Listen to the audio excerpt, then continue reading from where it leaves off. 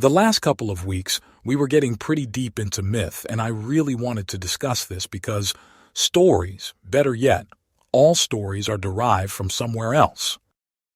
Personally, I do not believe that stories are not just imagined and then written down. I believe that something traditionally occurs and then people collect it as a memory.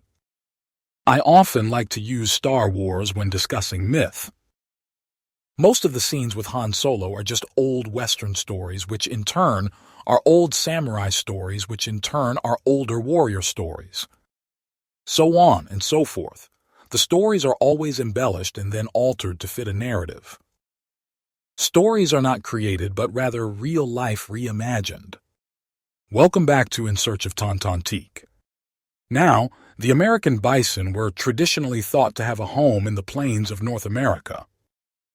However, I learned that the bison was very prominent in the Southwest.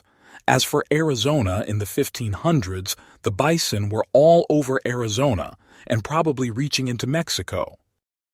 Also, in another previous episode, I mentioned briefly that the name Civila or Cibila comes from Cibolo, stems from Mexican bull, Bos Bison, or wild ox of New Mexico, where the Spaniards first encountered buffalo.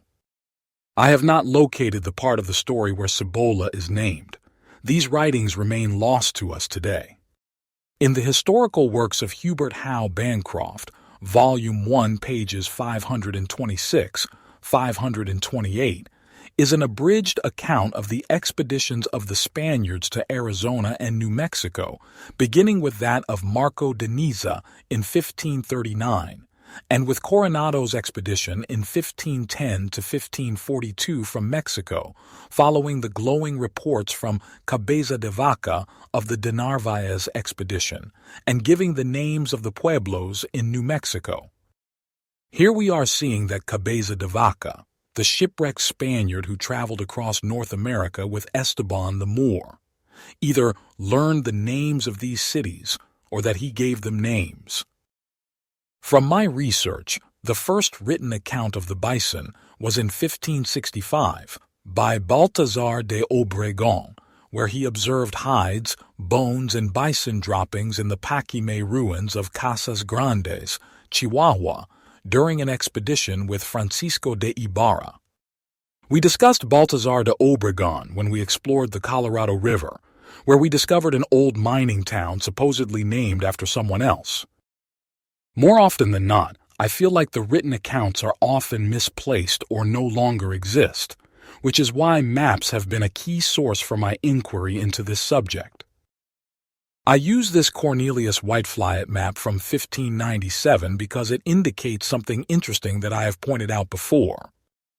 Upon this map there are cities called Axa, Tontonteac, Chujo, Granada, and Savila, with Marada and Cuicama a little lower. In the upper right corner of the map, in Latin says, the land of the seven cities. So, Whiteflyet was under the impression the seven cities and Cibila were two different ideas. I feel like this is important because if Whiteflyet was using sourced material from the Coronado journey, he is using more accurate data than we are using today. I have always come to the conclusion that the land of the seven cities was further into the northern regions of Utah or potentially New Mexico. Also in a previous video we discussed Arizona's changing landscapes and how water was once more prevalent. Many Hopi elders speak of a lake that once existed below their pueblos. Could the Hopi Pueblos, which are now in Apache County, Arizona, are the seven cities in existence at the date of the Treaty of Guadalupe Hidalgo, and are now known as Mishuñavi, Oraibi, Shimopavi, Shipalavi, Sichumnavi, Tewa, and Walpi. I never really cared for this Miera map from 1756. To me, it has always felt a little distorted as far as distances and placement of various locations. As you can see here that they place the Hopi much closer to the confluence of the Colorado and the Little Colorado. However, closer to the Zuni Pueblos and not far from where the current location of the Hopi Pueblos are today, we see this. Was this the famed Cibola? It is really close to Acoma, which was another spoken of kingdom. Interestingly, just north of Casa Grande, where Phoenix sits today, we see Salinas and then an obscure message, Llano del Casa, or flat land house. This last phrase I was not able to decipher. Let me know if you have any thoughts.